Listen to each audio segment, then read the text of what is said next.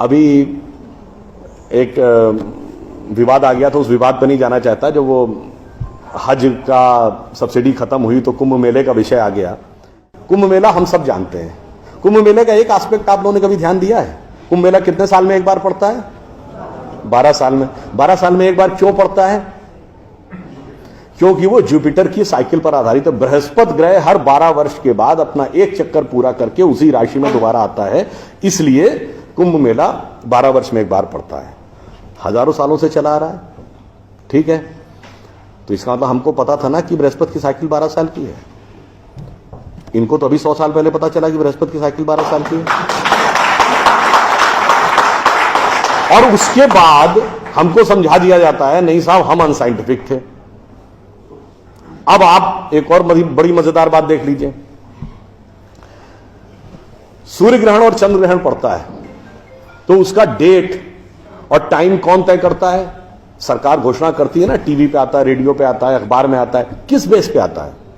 NASA की physical observatory बताती है कि फलां तारीख को इतने बज के इतने मिनट पे सूर्य ग्रहण या चंद्र ग्रहण पड़ेगा, सोलर इक्लिप्स और ल्यूनर इक्लिप्स। मगर ये बताइए 1950 से पहले तो नासा की ऑब्जर्वेटरी नहीं थी। 1920 में जब अल्बर्ट आइंस्टीन ने रिलेटिविटी की थ्योरी दी, उससे पहले रिलेटिव मोशंस ऑफ प्लैनेट नहीं पता था। सॉरी, 1916 में। 1920 में एडविन हबल एक साइंटिस्ट हुए जिन्होंने एक्सपेंडिंग यूनिवर्स की थ्योरी दी, उससे पहले एक्सपेंशन ऑफ यूनिवर्स नहीं पता था। 1900 में मैक्स प्लैंक साइंटिस्ट हुए जिन्होंने लाइट की क्वांटम की थ्योरी दी, फोटॉन्स वाली, उससे पहले प्रोपगेशन ऑफ लाइट ही नहीं पता था। 1897 में जे टॉमसन ने इलेक्ट्रॉन खोजा, उससे पहले आप मानते थे एटम अनडिविजिबल है। और 1633 में आप ये कहते थे, गैलीलियो को फांसी दे रहे थे इस बात के लिए कि उसने कहा सन रिवॉल्व्स राउंड द अर्थ गलत है। तो भैया आप 380 साल चल के जहां पहुंचे हैं, हमारा पंचांग तो युधिष्ठिर के जमाने से एज इट इज चला आ रहा है 5100 साल। मतलब ये लॉजिक नहीं है, ये तो साइंटिफिक। फिर भी हमें समझाया जाता है कि साहब जो हमने सोचा उस सब हम अनसाइंटिफिक थे, हम गलत थे। बड़ी मजेदार बात है। इन ए स्पैन ऑफ लिविंग जनरेशन 50 साल में, देखिए ये जो अर्बन नक्सल्स थे उन्होंने हमारे दिमागों में क्या क्या भरा और फैक्ट क्या था। 50 साल पहले जिस जिस चीज का मजाक उड़ाया गया वो चीज आज ठीक उसके उलट हो गई। 50 साल पहले कहते थे अरे यार ये अगर खेती करनी है तो mechanised farming, chemical fertiliser use करो। गाय के गोबर से कोई खेती होती? आदमी चांद पे पहुंच गया, तुम गाय के गोबर पे पड़े हो। आज नहीं, ऑर्गेनिक फार्मिंग की तरफ। 50 साल पहले क्या कहते थे? अरे भाई ये जड़ी बूटियों फल पत्ती खाने से कोई इलाज होता है? नीम हकीम खतरा है जान। खाना है तो नई दवाएं खाओ, क्रोसिन, मेटासिन, टेरामाइसिन। आज आप क्या कहते हैं? नहीं, केमिकल नहीं, हर्बल मेडिसिन की तरफ जाओ। ठीक, आज से केवल 50 साल पहले आप ये कहते थे, जब हम कहते थे पेड़ों की रक्षा करो, जंगल की रक्षा करो, पहाड़ की रक्षा करो, कहते थे this is the reminiscence of a primitive tribal civilisation. आज 1992 के रियो डी जेनेरो से लेकर 2009 के कोपेनहेगन से लेकर 2016 के पेरिस तक आप कहते हैं नेचर फ्रेंडली डेवलपमेंट करो। भैया सब कुछ उलटता जा रहा है। जो हमने कहा, जिसका आपने मजाक उड़ाया, वो सब कुछ सही होता जा रहा। अब मैं एक और बात कहूंगा जिसका कि बहुत मजाक उड़ाया गया, शायद हम लोग कभी ध्यान नहीं देते। भारत में यह कहा जाता था कि ज्ञान प्राप्त करना है तो ध्यान लगाओ।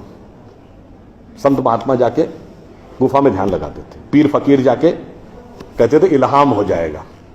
लोग कहते थे क्या बेवकूफ है, हाउ इज इट पॉसिबल? ऐसा कहीं हो सकता है क्या कि जाके ध्यान लगाया और ज्ञान प्राप्त हो गया? If you want to attain knowledge you must outreach, understand the things, meet the people, visit the place, like what Darwin has done. अब 50 साल बाद मैं आपसे पूछता हूं, आपको न्यूयॉर्क टाइम्स अखबार पढ़ना है तो 2 रास्ते हैं। एक, यहां से दिल्ली से न्यूयॉर्क की फ्लाइट पकड़िए, 16 से 22 घंटे लगेंगे डिपेंडिंग अपॉन योर फ्लाइट, और आज का अखबार कल पढ़िए। और दूसरा है कि मोबाइल पे डाउनलोड करिए खट से और पढ़ लीजिए। क्यों? आपके हाथ में डिवाइस है, जिसने डिवाइस बनाई उसने सॉफ्टवेयर भी बनाया है, और जिसने सॉफ्टवेयर बनाया उसने सपोर्टिंग नेटवर्क भी बनाया है। उसी ढंग से हमारा शरीर एक डिवाइस है, तो इसके अंदर मन, बुद्धि, चित्त, अहंकार और कॉन्शियसनेस एक सॉफ्टवेयर है, और उसका कनेक्टिंग नेटवर्क भी है। बस नेटवर्क से कनेक्ट होना है और सब डाउनलोड है। और अंत में मैं एक उदाहरण दूंगा। सब कुछ कहा जाता था कि पैसे के कारण शोषण हुआ, इसलिए खड़े हो जाओ, लोगों के साथ भिड़ जाओ। हमारे यहां परंपरा में त्याग का महत्व था। हम आपसे पूछें, दो राजा बताइए जो सबसे बड़े महान माने गए भारतीय संस्कृति में, राजा राम और राजा हरिश्चंद्र। दोनों इसलिए कि त्याग किया, इसलिए नहीं कि बड़ा बड़ा इलाका अलेक्जेंडर द ग्रेट की तरह कब्जा कर लिया। अब मैं एक आपको उदाहरण देता हूं, वो त्याग कैसे समाज में रचा बसा था। हमारे पूज्य संतों में से एक हुए संत रविदास, काशी के रहने वाले थे। उनके पास भगवान राम की एक मूर्ति थी। काशी नरेश उनके पास गए, कहा जाता था इतनी सिद्ध मूर्ति है, आप कृपया इसे मुझे दे दीजिए। ऐसी मूर्ति राजा के पास होनी चाहिए राजभवन में, ना कि इसमें मैं इस मूर्ति के वेट का 10 गुना सोना आपको दे दूंगा। उन्होंने मना कर दिया। उन्होंने कहा जी इसके वेट का 100 गुना सोना दे दूंगा। उन्होंने मना कर दिया।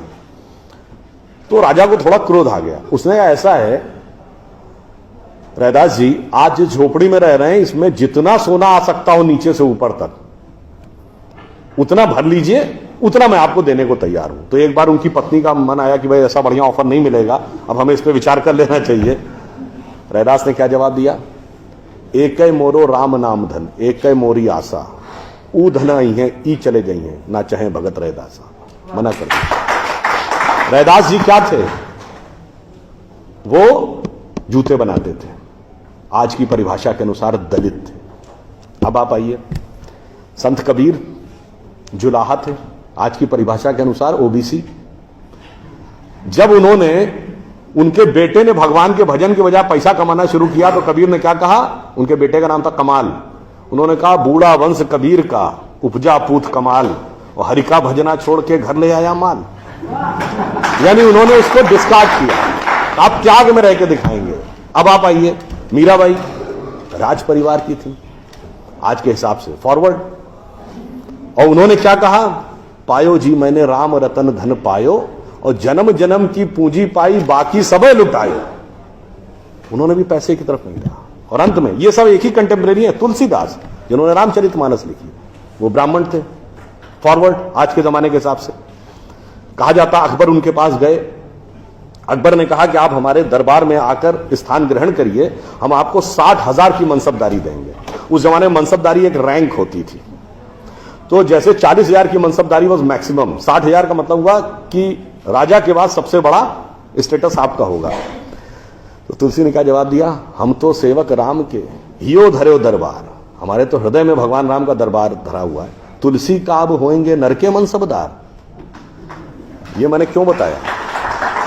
जो बातें ये अर्बन नक्सलिस्ट समझाते हैं कि शोषण किया गया, कैपिटलिज्म किया गया, अगर मार्क्स ने कहा धर्म एक अफीम है जो गरीबों को पिला दी जाती है ताकि अमीर उस पर हुकूमत करता रहे, पर यहां ऐसा नहीं था। मैंने दिखाया समाज का निचला वर्ग हो, मध्यम वर्ग हो, उच्च वर्ग हो, राज करने वाला वर्ग हो, सबने कहा जो त्याग करेगा वो महान होगा। इसीलिए हमारे यहां महात्मा गांधी महान हुए, ना कि प्रधानमंत्री रहने वाले नेहरू महान। तो इसलिए मैं अंत में ये कहूंगा आप सभी लोगों से कि ये जो मायावी रावण साधु का वेश बना के आता है, सूक्ष्म दृष्टि से इसको समझिए और आश्वस्त रहिए कि वो चाहे कितना भी मायावी हो, अंत में विजय हमारी ही होगी, क्योंकि हम आज दुनिया के यंगेस्ट नेशन है। जैसा अभी नलपत जी ने कहा ना कि भाई people like us we are in minority. हम देश दुनिया के सबसे युवा देश हैं, यह सत्य है, मगर यह अर्ध सत्य है। हम सबसे युवा देश और सबसे प्राचीन सभ्यता है। We are the youngest nation and the oldest civilisation. तो एक गौरवशाली हमारा भूतकाल है और एक शानदार भविष्य है जो हमारी प्रतीक्षा कर रहा है। बस बीच के इस माया के प्रपंचों को से हम बचे रहें तो कहीं कोई संदेह नहीं। एक पंक्ति कहकर समाप्त करूंगा कि गौरवशाली था भूत, भविष्य भी महान है, अगर संभालें आप उसे जो वर्तमान है। धन्यवाद।